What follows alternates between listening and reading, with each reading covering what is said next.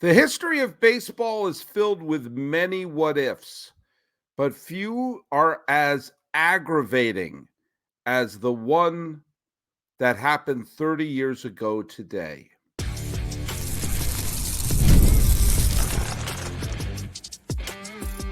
You are Locked On MLB, your daily MLB podcast, part of the Locked On Podcast Network, your team every day. Hello, baseball fans. Welcome to Locked On MLB, part of the Locked On Podcast Network, where it's your team every day. This is the daily podcast. We talk about all of Major League Baseball. I am your host, Paul Francis Sullivan. Please call me Sully. I've been a baseball podcaster for well over a decade now, and this is my sixth full season here at the Locked On Podcast Network. And you can follow us at Locked On MLB Pods on Twitter or on Instagram. I am your pal Sully. I'm at Sully Baseball on Twitter, Sully Baseball Podcast on Instagram. If you're listening to us every day, then let me ask you, if you're going to be posting something on one of those wonderful social media sites, it's just making all of our lives so much better, use that hashtag EverydaySully. And also letting you know that today's episode is brought to you by our good friends over at Supply House. SupplyHouse.com is the reliable way to get parts fast. Shop for your next plumbing, h-vac, or electrical job, and get fast shipping from coast to coast at SupplyHouse.com. Okay, pulling back the curtain a little bit, we will cover the events of the weekend and everything like that. I am recording one a little bit of ahead of time because I have to travel. And so I'm not going to be able to record a podcast that I normally would for Monday, but I did want to talk about this event today anyway, even if I wasn't traveling. August 12th in 1994, 30 years ago today, I was newly out of college. I wasn't having my best year. That year after college was it's not going to be sent on the highlight reels. But I was a huge baseball fan, as I am today. I was living in the Northeast. I was living just outside of New York City. And the plug was pulled on the season. You know that expression, if the season ended today? You hear that a lot when you get into August and the dog days of summer. If the season ended today, meaning where would we be in the playoffs and this, that, or the other thing. Well, on this day in 1994, the season did end. It was over. I had just unrealistic hope for two reasons. In 1981, or for a couple of reasons. In 1981, there was a strike that I remembered. It lasted for a few months, but then the season came back. And the postseason was a mess. It was exciting, but a messy transition back. In 1985, there was it was like a strike that lasted like for a day and a half. They went on strike, and a day and a half later, they came back. And so part of me was hoping this would be 1985 all over again. In my heart of hearts, I knew that it was probably going to be rough. The first day that there were no games, it was like, okay, it felt like a rain out. But after a week or so, it was clear that the 1994 strike was going to be for real. And, 30 years have passed, and we have a little bit of perspective on it. I remember then I was fervently on the side of the players for this reason. Just a couple of years prior, the owners were found guilty of collusion. This wasn't a tinfoil hat situation. This wasn't a flat earth chemtrail situation. This was something they were found guilty of and had to pay a penalty. They were found guilty of collusion, colluding with each other to not sign free agents. And the owners never got enough crap for that historically. Stop and think what that means. They wanted to, first of all, they didn't want free agency. And then when they got free agency, they wanted to make sure the prices came down. And so they colluded. They said, we will not sign players. And think about if you had a team that was teetering on the edge of contention, and you had a chance to sign future Hall of Famer Tim Raines in his prime, future Hall of Famer Jack Morris in his prime. You could get players who are superstars, all-stars, future Hall of Famer Andre Dawson. Maybe not his prime, but just before he had an MVP season. You could have had any of those players, and you chose not to. Think about the teams that just missed the playoffs, and they colluded, and they're found guilty of collusion. And to show they weren't colluding, they had to go on a spending spree to prove that, okay, fine. It was their fault. This is not about, well, both sides. Nope. There was a clear bad guy. And so I did not believe the owners. And they had an owner as the commissioner. Bud Selig owned the Brewers and was the commissioner. I said, well, that's not a conflict of interest or anything like that. And it just so happens that a small market commissioner, a small market owner became the commissioner, and suddenly everyone started crying about the fate of small market teams. Remember that at the time, people were saying small market teams couldn't compete. When two of the worst teams in baseball were the Mets and the Yankees, the Dodgers had a losing record, the Cubs had a losing record, the Red Sox had a losing record, the A's had a dynasty, the Pirates won 3 straight division titles, and the Blue Jays were winning back-to-back, and the Reds just won a World Series title. In other words, what they said was not based in reality. And they kept saying, teams are going to fold. Teams are going to fold because they're bankrupt. Now, you don't believe people who were found guilty of collusion. So you say, show us the books. They never opened the books to show. But do what they did do? They announced expansion. Now, if your restaurant's going out of business, do you open another branch? They expanded to 4 teams while saying teams are going to fold. In other words, they were lying. This is not an opinion. This is a fact. They were found guilty of collusion, and they were lying about teams about to fold. How do I know that? They expanded by 4 teams. If teams were going to fold, they would have moved one to Denver, moved one to Miami, and moved one to Tampa, and moved one to Phoenix. They did not. They expanded. Yes, they got big expansion fees for it. But do you know what? If you had teams that were going to collapse, it would make more sense to put them in a situation where they would make money. But they were making money, which is why no team has ever folded, not even during the Great Depression, let alone during a booming economy. And I was so angry at the owners, so angry of their lying, their dishonesty, causing this to happen. And in the end, the owners lost. The owners lost everything. They didn't win anything. They were wrong from the beginning. Thank you, future Supreme Court Justice Sotomayor. Read about it if you want to know how she influenced it, but basically, broke up the lockout. And if they had just agreed when the collective bargaining agreement ran out shortly after Joe Carter's home run at the end of the 1993 World Series, we would have had a full 1994 season. They did it for nothing. The owners dug in deep and lost in a way that even the Bills of that same era would have said, wow, we didn't lose that badly. I was 22 years old and loving the season that was unfolding.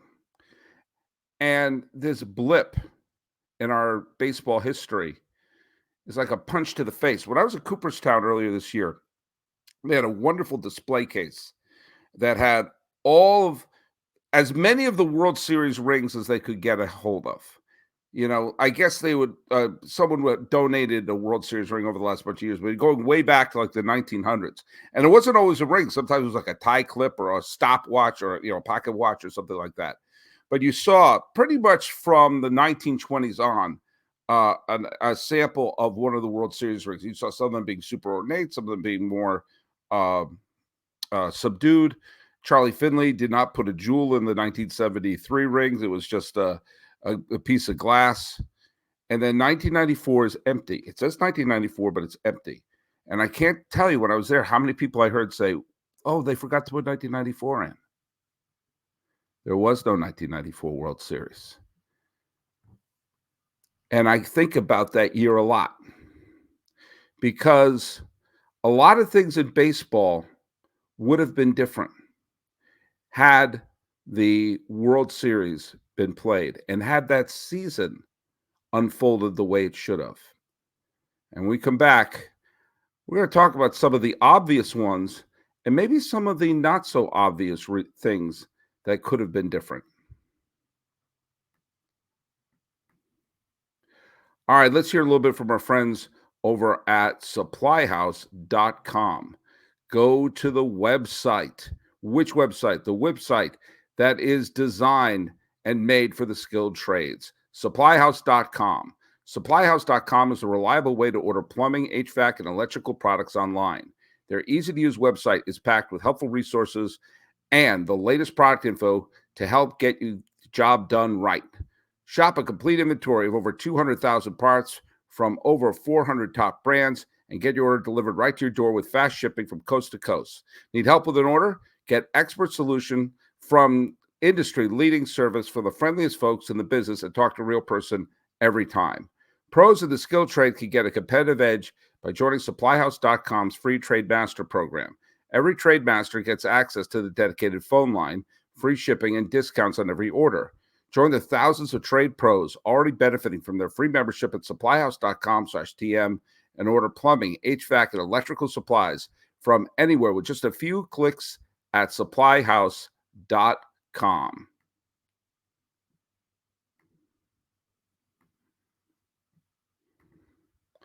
All right, let me ask you a quick question.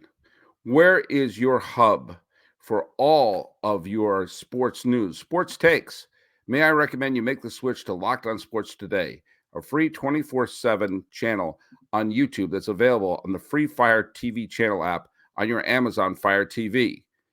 Go check out Locked On Sports Today, available 24/7 wherever you get your podcasts. Now, the most obvious thing that would have been the great what if had the 1994 season continued would have been the conclusion of what was looking to be a thrilling home run race. The season ended in mid-August. And at that time, two players were seriously gunning for the record, the Roger Maris record. One was Matt Williams of the San Francisco Giants. Wasn't it something? There was someone on the Giants who was making a real run at the home run title, and it wasn't Barry Bonds. It was Matt Williams, who had 43 home runs, and the other was Ken Griffey Jr.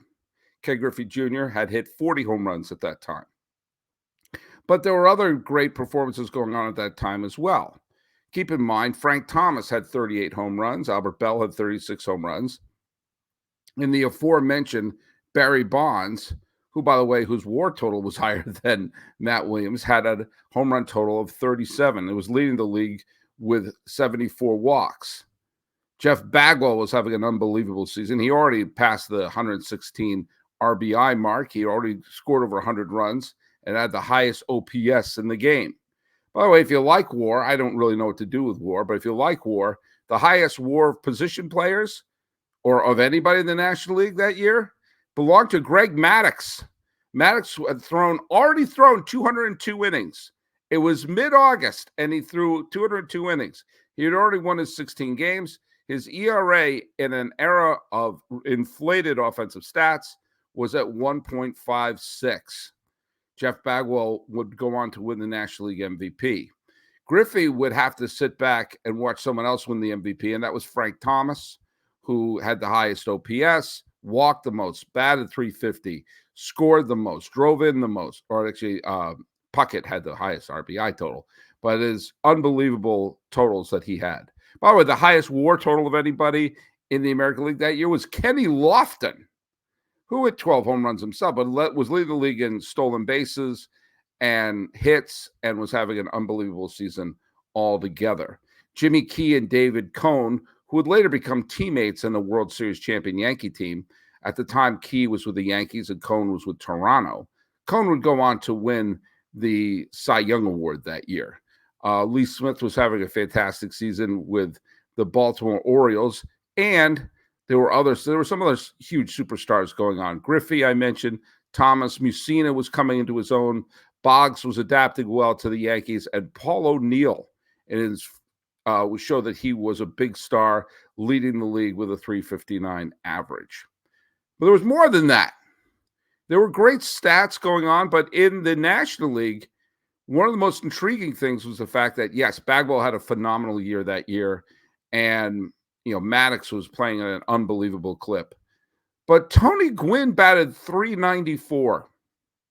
He batted .394.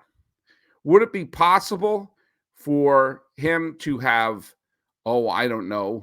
raised his average by 6 points in the last month and a half? It would have been probable. Probably not. But I'm going over to baseballreference.com, the single greatest website in the history of the planet Earth. And lo and behold, if you take a look at his splits, in the first half, he batted .383 over 82 games. Over 28 games after the All-Star break, he was batting .423. He was batting .370 in July and .475 in the 10 games in August. His average in April was .395. His average in May was .392. Now, his worst month was July, where he only batted .370. I know that it's no longer sexy to just look at batting average. And I understand that batting averages are not the end-all, be-all. But it is cool to think of someone possibly batting, 400? If one of those players had gone through and broken the record at that point, how would baseball history have been different? There's a couple other things that could have been different big time. The first and foremost is the history of the Chicago White Sox, the Cleveland Indians, and the New York Yankees. The Yankees had the best record in baseball at the time of the strike, but the White Sox were really good. The White Sox were coming off of a division championship the previous year, and were only 3 games behind the Yankees at the time of the strike. The new Central Division was there, and Cleveland was only a game behind the White Sox. This was the first year that Cleveland contended for generations, and the excitement was palpable. Now, the huge crowds at victories of the 1995 Indians, that's what they were called then, became one of the big memorable moments in Cleveland history. But it could have been 94. They were drawing the crowds, and fans were going, oh my God, this is what good baseball looks like? At the time of the strike, they would have been the first ever American League wildcard team. By the way, at the time of the strike, the Texas Rangers were in first place in the West, and they were 10 games under 500. That might have been a little ugly. But I digress. The White Sox were filled with terrific players. Again, coming off of a disappointing performance in the playoffs the year before, they had Frank Thomas. They had Robin Ventura, who was a wonderful player. They had future Hall of Famer Tim Raines on that team. And they had a very deep pitching staff. Now, Jack McDowell wasn't quite the dominant pitcher he was the year before, but McDowell, Alex Fernandez, Wilson Alvarez, Scott Sanderson, Jason Beret, plus Roberto Hernandez, who may not have been the greatest closer in the world, but it looked like they were starting to lean a little bit on veteran Kirk McCaskill. That's a pretty deep pitching staff. Meanwhile, the Yankees, who had the best record in the American League at that point, were finally putting together. Remember, the Yankees hadn't appeared in a playoff game since 1981. So this was a bit of a novelty. And Buck Showalter had Boggs. They had Mattingly. Mattingly was no longer the Mattingly the great as he was before, but he was still a 300 hitter. O'Neill, Tartable was a big power hitter. Bernie Williams was starting to come onto his own. And Jimmy Key gave the team an ace for the first time, probably since Ron Guidry.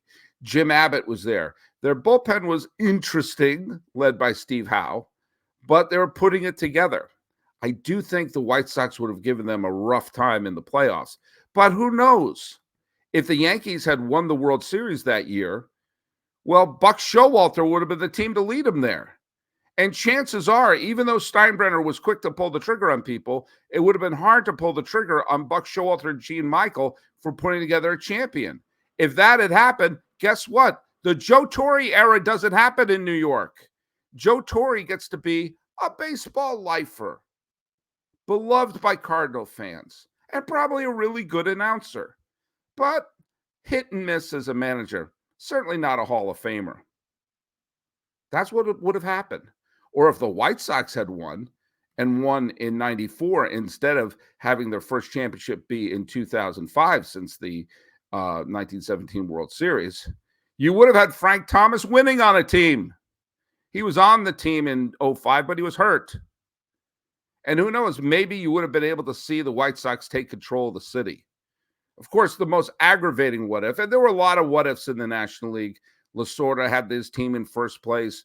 The Reds had a lot of terrific players there. But obviously, the best team in baseball were the Montreal Expos. And of course, the Expos, led by Felipe Alou, with a team that had Hall of Famers like Larry Walker, Hall of Famers like Pedro Martinez on that team, an unbelievably deep pitching staff, including we know to be scumbag John Wetland. But Ken Hill, Jeff Fassero, Kurt Reeder were in that rotation. We know they had one of the best outfields in baseball with Moises Alou in left, Marquise Grissom in center, Larry Walker in right. They had power from people like Mike Lansing and Sean Barry, and they had depth, and they had Moises Alou's dad, Felipe, running the place. If the Expos had won the World Series, first of all, you would have had 3 straight years of a Canadian team winning the World Series. But chances are the Expos draw their fans. Chances are the Expos get Molson Field built, and we have the Montreal Expos today. That means there's no team in Washington, or maybe it's an expansion team in Washington, or maybe the A's move to Washington, or maybe the Marlins move to Washington, or the Rays, or someone else. Or maybe there's no baseball team in Washington because the Angelos family are pains in the butt. But we have the Expos spreading their wings and being great. There's a couple other things that could have been different had the 1994 playoffs and World Series gone through, no matter who won. And they are probably not as clear and probably not as obvious, but in some ways just as, well, aggravating.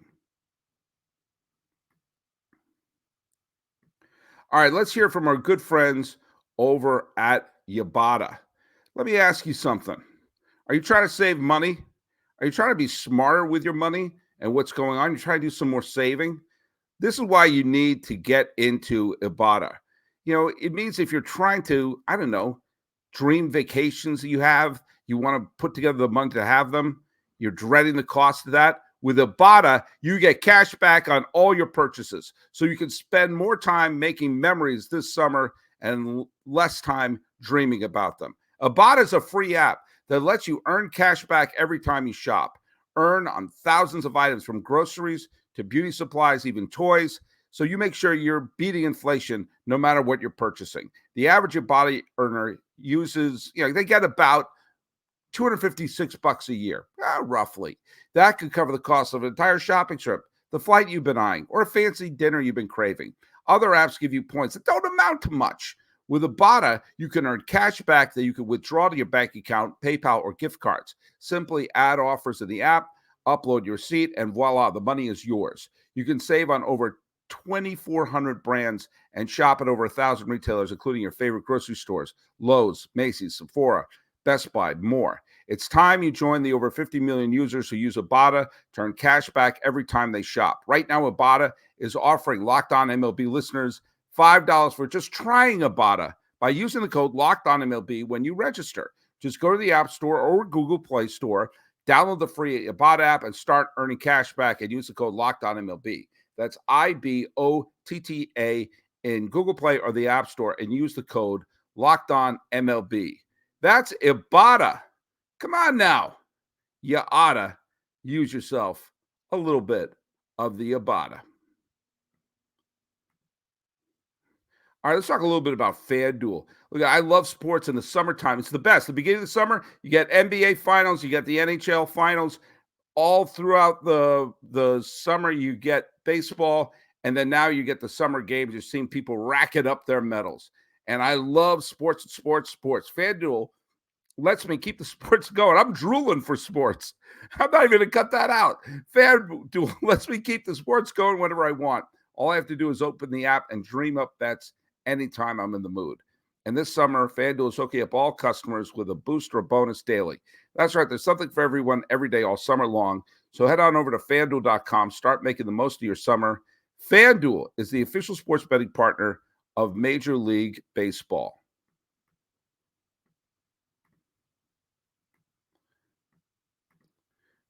Hey, thanks so much for making Locked On MLB your first listen. Do you know what your second listen should be? Listen to more of me. I'm the host of the Locked On A's podcast. That's right. Locked On A's. I've been doing it all year long, so you get twice your chance with your pal Sully.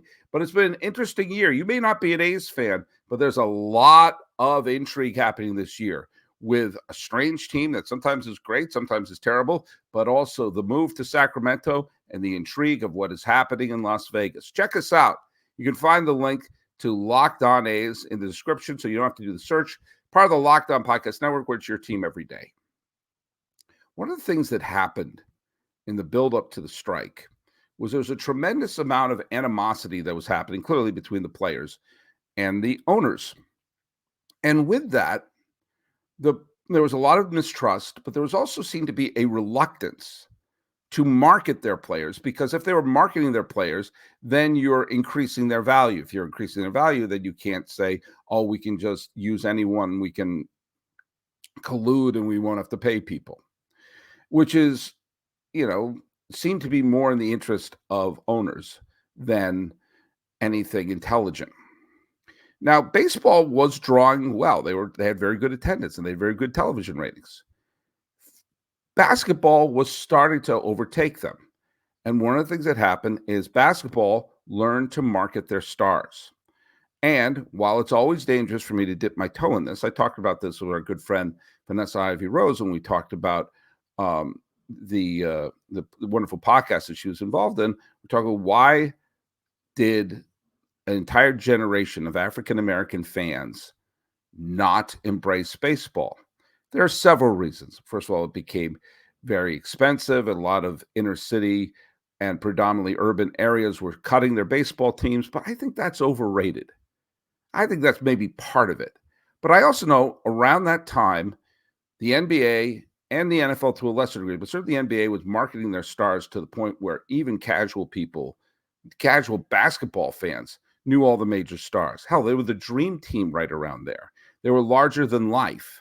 It was led by Michael Jordan, but people knew who Karl Malone was and Charles Barkley and David Robinson. They knew who Scottie Pippen was. They knew who all the stars were. And if you were a young African-American fan, there were lots of stars to look up to. At that same time, in Major League Baseball, there was no shortage of African-American stars. Rickey Henderson, Barry Bonds, Ken Griffey Jr., Fred McGriff, David Justice, Ron Gant, Barry Larkin, Dave Stewart, Joe Carter. This is just off the top of my head. And none of those players were marketed at all. Barry Bonds, where was he at all marketed anywhere? The only time I saw Fred McGriff was a commercial was in Tom Amansky, which isn't exactly Nike. An entire generation of fans had many stars with many different personalities and many different talents that were completely ignored by Madison Avenue and not promoted by Major League Baseball. Ken Griffey Jr. does more ads now than he did during his prime. That's a problem. And I think an entire generation lost that. And maybe if there wasn't the strike, there wouldn't be the animosity. There wouldn't be the anger or the financial incentive to not promote them. Maybe. Also, another thing. Steroids was already starting to become part of the game. Hell, if you watch the 1988 World Series, the famous Kirk Gibson game, a segment of that game was Joe Garagiola interviewing Jose Canseco about steroid allegations. This is in 1988. And who knows? We started to see home run chases and everything starting to spike, and maybe it would have been unavoidable. But maybe it wouldn't have been. One of the things you hear over and over, did I mention over again, regarding steroids getting out of control and people looking the other way, and the records falling and this and that and the other thing, and the zero oversight had to do with the Players Association not wanting to give the owners any power, including testing their players, because they don't trust them. That was a big part of it. And the other part was, and Bud Selig even said this in the congressional hearing, it was probably the only honest thing he's ever said in his life, was my league was in trouble. There was so much anger in the wake of the strike. And the ironic thing is a lot of fans stayed away in 1995, which was a wonderful year for baseball in terms of the product on the field. They watched the Cal Ripken game, but it took a while to get people to come back. And I remember lots of people saying, I'm never watching another baseball game again. And yet they were hooked on McGuire Sosa. McGuire Sosa was credited for saving the league and this, that, and the other thing. The Milli Vanilli of the game, that they were super popular, and yet people found out they were not for real. That was the take. It's not my take. But I don't remember Major League Baseball returning the money from 1998. Barry Bonds took one look and said, wait, these guys are getting all the attention? Then he showed up looking like an angry Bruce Banner, and boom, all the records fell. Would there have been a Wild West element? Would there have been a absolute need for the rules to be bent or shattered because the game was in trouble, if the game wasn't in trouble? Would you have had seasons erupt from time to time, but the 50 home run season suddenly became the norm? Remember, there was no 50 home run season between 1978 and 1989. And suddenly you would hit 50 home runs and finish fifth in the league. Would the steroid era have been avoided? If there was no strike, would that mean that Barry Bonds and Roger Clemens would be in the Hall of Fame, but Joe Torre wouldn't be? Would it mean that we'd have a chance to see a Chicago World Series title in the 1990s, a full decade before we saw what we eventually got? Would we have had a championship in Montreal and the team go crazy for their club, eventually enough to fill a stadium? Something that you may think was impossible, but people thought it would be impossible to see a team fill a stadium in San Francisco or Cleveland.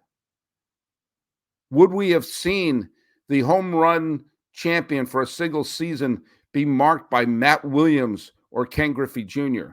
Would we have seen Canada control the World Series for 3 years? Would we have seen a Yankee dynasty emerge with Buck Showalter at the head? Would we have seen Cleveland and Chicago go neck to neck in the first ever AL Central race?